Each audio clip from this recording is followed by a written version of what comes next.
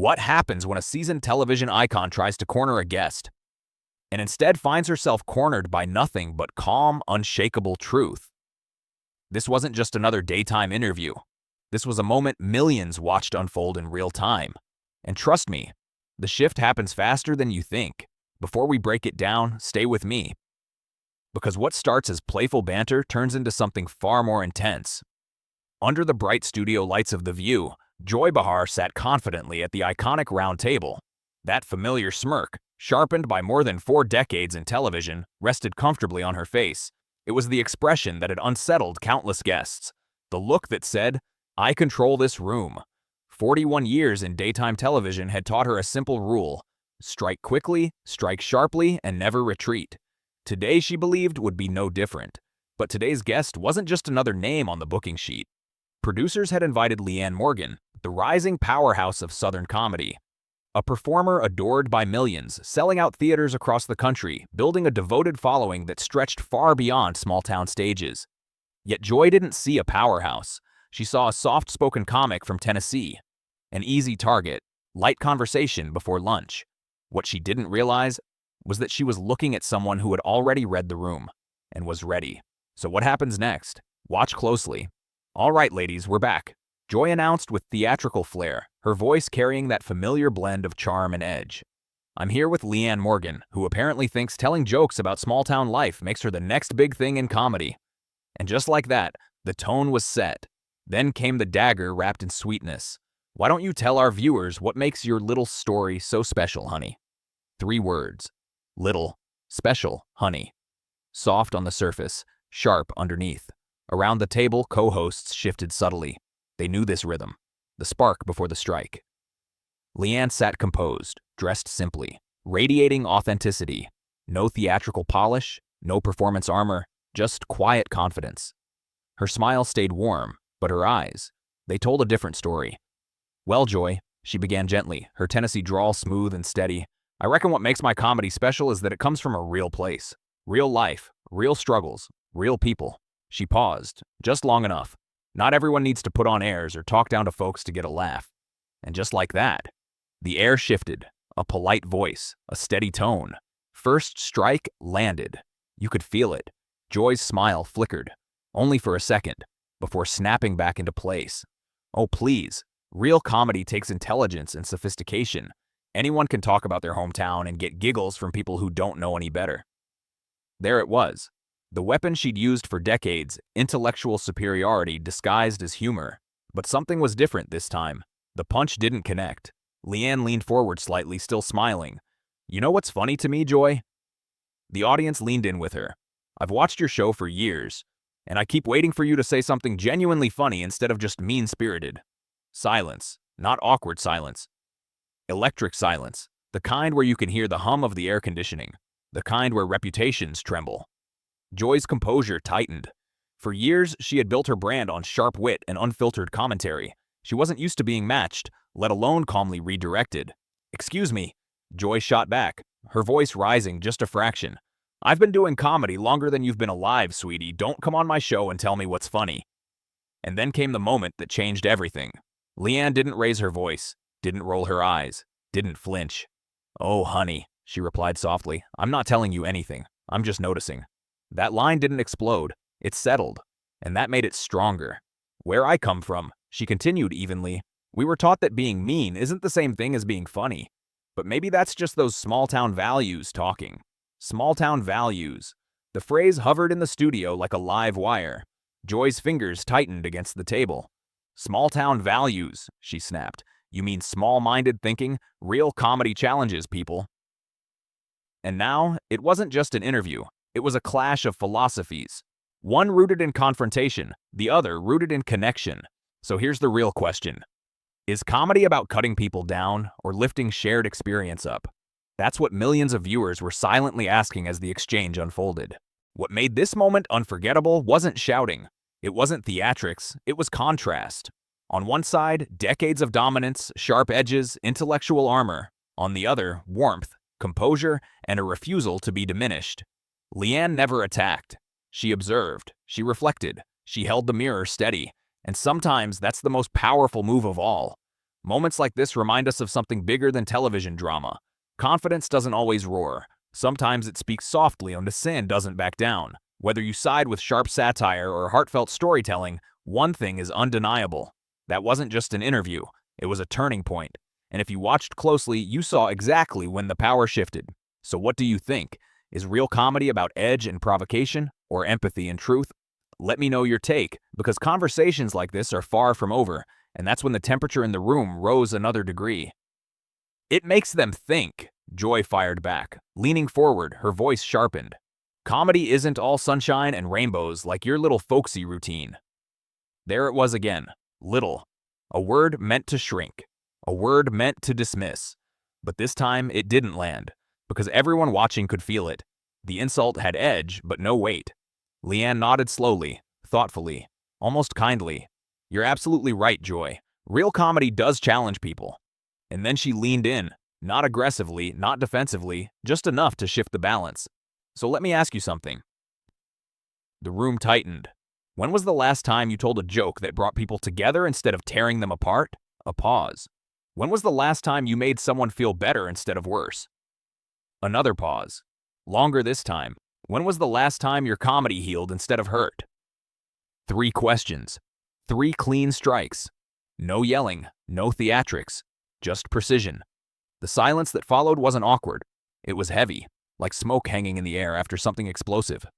Joy opened her mouth. Nothing. For 4 decades, she had mastered the art of the comeback.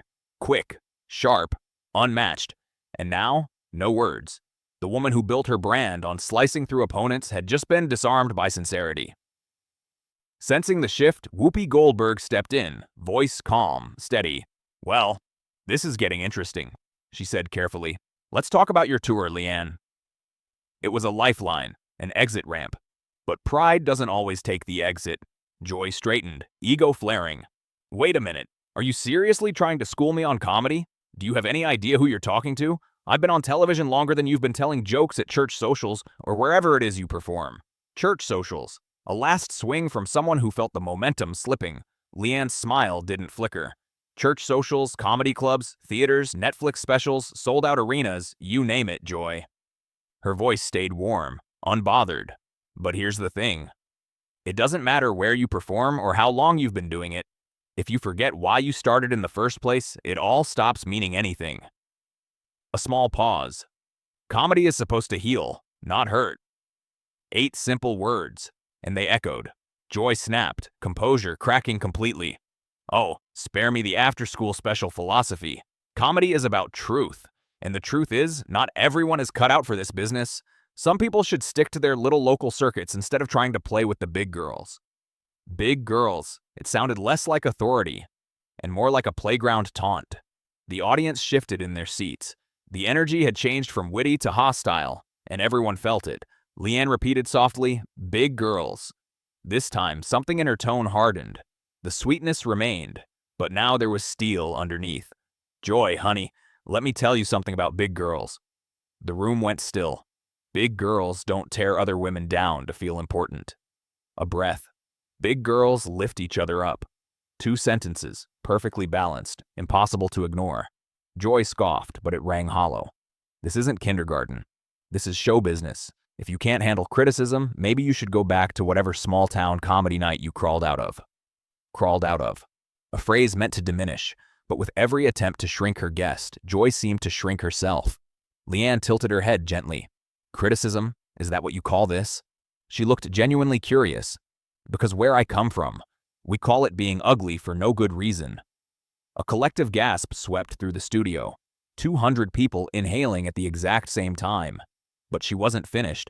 And since you brought up criticism, she continued, voice soft as a lullaby, let me offer you some. Every co-host froze. Cameras leaned closer. No one blinked. Your whole career has been built on punching down, Leanne said evenly. You make fun of people who can't fight back. You mock people who don't have the platform to defend themselves, and you call it comedy. Each word landed carefully. But real comedy, Joy, real comedy punches up. It challenges power. It calls out injustice. It goes after the people who actually deserve it, not regular folks just trying to get through life. You could see it, Joy's face shifting from red to something deeper. In less than 10 minutes, the dynamic had flipped. From hunter to cornered. "How dare you come on my show and psychoanalyze me?" Joy shot back. "You don't know anything about my career or what I've accomplished." And that's when Leanne delivered the calmest line of the entire exchange. "Oh, I know plenty." She smiled. Not smug, not cruel, just steady. And here's the part that made the moment unforgettable. She wasn't attacking. She wasn't shouting. She wasn't trying to win. She was holding up a mirror. And sometimes the hardest thing in the world isn't being criticized, it's seeing yourself clearly. So let me ask you, is comedy about domination, or is it about connection? Because what unfolded that day wasn't just a clash of personalities. It was a debate about what humor is supposed to be. And depending on where you stand, you might see a takedown, or you might see a wake-up call. And just when it felt like the tension couldn't rise any higher, Leanne delivered her most devastating line yet. "I know you've spent years making jokes at the expense of everyday people. I know you think being from New York makes you smarter than everyone else. And I know you built a brand around being the mean girl who never grew up." She didn't rush it. And honestly, Joy, it's just sad. Sad, not angry, not cruel, not triumphant, just pity. And somehow, that single word hit harder than anything else said that day. For the first time, the confidence cracked. Joy's voice wavered. "I am successful. I have a career. I have influence. What do you have? A few YouTube videos and some county fair gigs?" It was a desperate swing, status over substance. Leanne laughed, not mockingly, warmly, genuinely. "You know what I have, Joy?" She leaned forward, calm as ever. "I have people who come to my shows and leave feeling better about themselves. I have fans who tell me my comedy helped them through the darkest moments of their lives. I have the respect of my peers because I treat people with dignity." A breath. "Can you say the same?" The silence that followed was suffocating, not uncomfortable. Absolute. Joy opened her mouth, closed it, opened it again. Nothing came. At the table, Sonny Hostin attempted to ease the tension. "Well, different comedians have different styles, right?" Leanne didn't look away from Joy. "Different styles?" she asked gently. "Is cruelty a style now? Because that's all I've seen from Joy today. She invited me here not to talk, but to try to embarrass me in front of millions." A pause. And the sad part is, she's only embarrassed herself. The audience shifted. You could feel the weight of it. Joy's voice trembled now, anger barely holding it together. "You think you're better than me with your folksy wisdom and holier-than-thou attitude? This business will chew you up and spit you out. Nice girls finish last." That line landed, but it didn't end the exchange. Leanne actually considered it. "Maybe," she said thoughtfully, "but at least they finish with their souls intact." Then she asked the questions that changed everything. "Tell me, Joy, when you go home at night, are you proud of who you've become?" A beat. "When you look in the mirror, do you like what you see?" Another beat. "When you're alone with your thoughts, are you at peace?"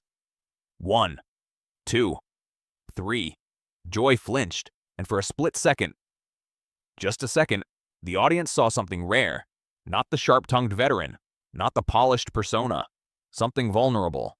"I don't have to listen to this," she muttered, fumbling with her note cards. "This is my show. My show." Leanne's voice stayed steady. "Actually, I think it's the audience's show. They're the ones who decide what's worth watching." She glanced around the table. "And right now, they're watching you unravel because someone finally told you the truth." Joy's eyes darted, searching for support. But there was none. No one jumped in. No one defended her. The realization was visible. She was alone. "You don't understand," Joy whispered, the fight draining from her voice. "This is how the business works. You have to be tough. You have to fight. You have to do whatever it takes." Leanne's tone softened. Not victorious, not smug, almost sorrowful. "No, honey, you don't have to become a monster to succeed." The word hung heavy. You chose to become one. And the saddest part, you convinced yourself it was necessary, when really it was just easier than doing the hard work of being genuinely funny. The studio went completely silent. Even the hum of the lights seemed louder. For a brief moment, Joy stared at her, fury mixing with something more unsettling. Recognition. As if, for the first time in decades, she saw herself clearly, and didn't like what she saw. Her breathing quickened. The vulnerability disappeared. The defenses slammed back into place. Because when someone holds up a mirror, you either reflect or you shatter it. Joy chose to shatter. She shot to her feet, her chair scraping harshly against the floor. "I've had enough of this," she snapped. You come in here acting like some comedy saint, but you are nothing, a nobody from nowhere trying to lecture me about my career." And that's where the moment turned from debate to implosion. But here's the real question. Was this about comedy, or was it about legacy? Because what millions witnessed that day wasn't just a clash of personalities. It was a generational confrontation about what humor is supposed to stand for. Power or compassion, dominance or connection. And depending on your answer, you might see a takedown, or you might see a reckoning. And then something remarkable happened. While the storm raged on one side of the table, the other side remained still. Leanne stayed seated, posture relaxed, expression almost compassionate. Her calm wasn't performative, it was grounded, and that steadiness made Joy's unraveling look even more dramatic by comparison. "Joy, please sit down," Leanne said gently. "We're just having a conversation." "No." Joy's voice cracked through the studio like thunder. "This is not a conversation. This is an ambush. You came here to make me look bad." The audience shifted. A few phones quietly lifted into the air. In the control room, producers froze, cut to commercial and risk looking evasive, or let it air and risk something worse. Neither option felt safe. "I didn't come here with any agenda," Leanne replied softly, her voice slicing through the chaos with calm precision.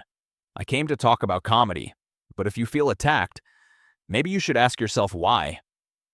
A pause. Sometimes the truth feels violent when we've been lying to ourselves for a long time. "Stop it." Joy slammed her hand against the table.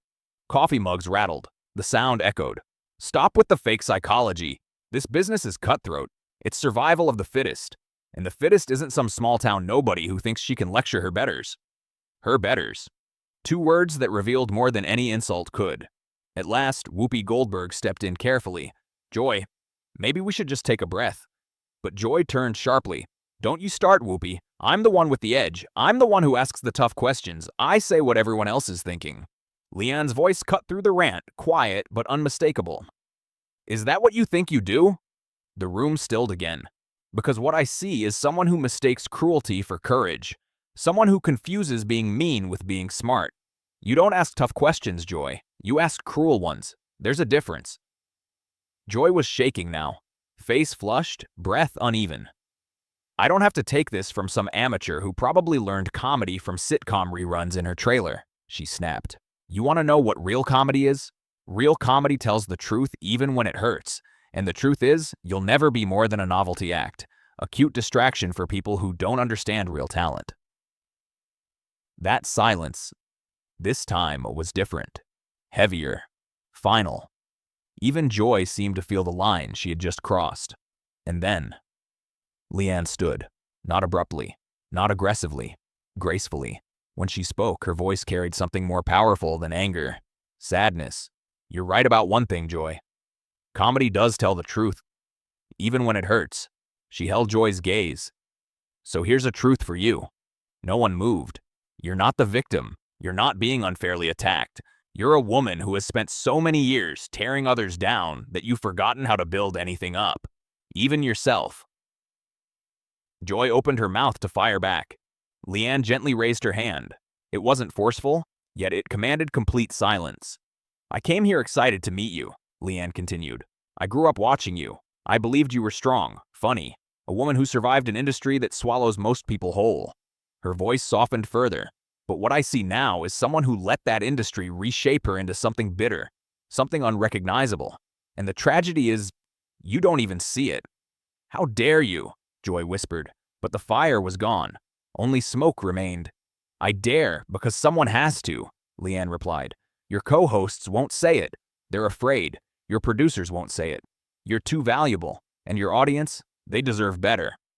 She glanced toward the cameras of The View. The same cameras that had captured decades of sharp-tongued dominance. They keep watching out of habit, out of fascination, waiting for the next train wreck, not the joy you're supposed to bring. Then she asked the question that sealed the moment. "So tell me, Joy." A pause so long it felt eternal. "When was the last time you brought anyone joy?" The word echoed.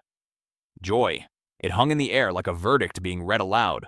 Joy looked around the studio, at the cameras immortalizing her collapse, at the audience witnessing it, at her co-hosts who suddenly found the ceiling fascinating.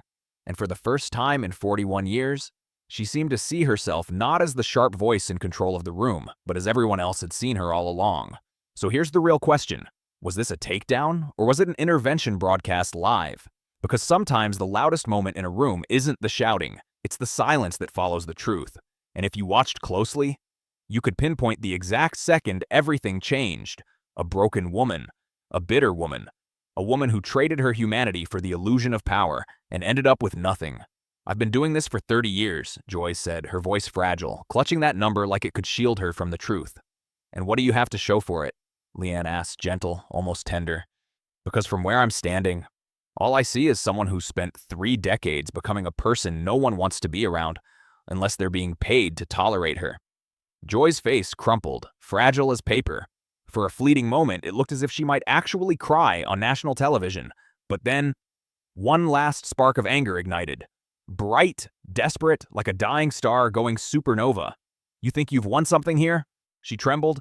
"Humiliating me on my own show? That's your victory?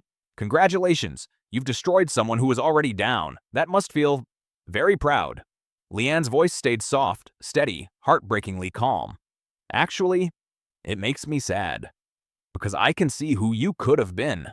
The comedian who probably started out wanting to make people laugh, not wound them. But you buried her under so much bitterness and cruelty, I don't think even you remember who she was anymore." Joy swayed on her feet, the weight of those words knocking her off balance. The fight, gone. The edge, gone. The hunter had become the hunted. She looked around desperately, searching for something, anything, to hold on to. I can't do this anymore," she whispered. And with that, Joy Behar walked off the set. Not a dramatic storm-off meant to send a message. Not with the flair of someone planning a triumphant return after commercial. No, she left with the defeated shuffle of someone who had finally looked in the mirror and couldn't bear what she saw. Her heels clicked across the studio floor. Click, click, click, until even that sound faded. The cameras kept rolling. The audience sat frozen, stunned, silence thick enough to feel. Leanne watched her disappear backstage, not with triumph, not with gloating, but with genuine sorrow for what had just unfolded. Whoopi Goldberg tried to piece together the moment. "Well, that was certainly something, Leanne. Thank you for being here today." "Thank you for having me," Leanne replied quietly. "I just hope Joy finds whatever she's been searching for. I truly do." When the show cut to commercial, the audience began to process what they'd just witnessed. They had come expecting light conversation, celebrity chatter, maybe a playful argument or two. Instead, they witnessed the complete emotional unraveling of a woman who had spent decades hiding behind cynicism and cruelty. And it wasn't shouting that brought her down. It wasn't anger. It wasn't insults. It was something far more powerful. The truth delivered with compassion. Delivered by someone who refused to play by Joy's rules. Someone who refused to mirror cruelty.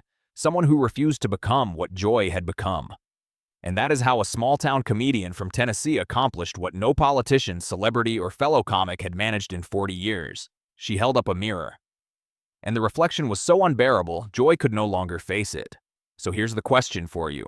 What does it take for someone to truly change after decades of becoming someone they were never meant to be? Is redemption even possible after 41 years of bitterness? Can a person rebuild themselves after tearing down so many others? Think about it, reflect, and share your thoughts in the comments below. Don't forget to subscribe for more stories that challenge, inspire, and remind us of the power of truth.